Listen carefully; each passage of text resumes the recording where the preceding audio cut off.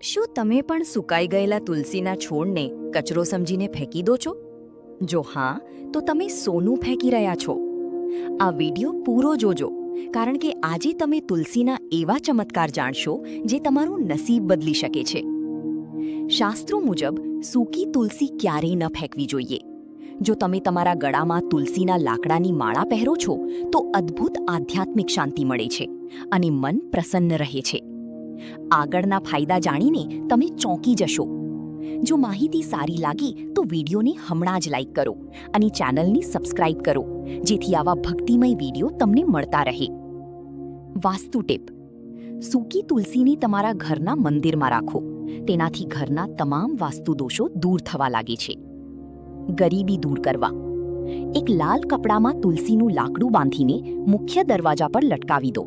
તમારા ઘરમાં ક્યારેય ગરીબી નહીં આવે.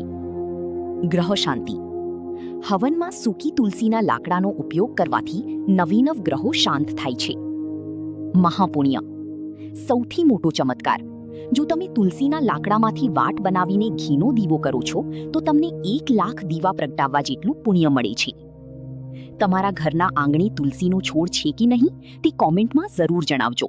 અને જો તમે પણ તુલસી માતાની માનતા હો, તો અત્યારે જ કોમેન્ટમાં જય તુલસીમાં લખીને આ વિડીયો તમારા 5 મિત્રોને શેર કરો. જય માતાજી.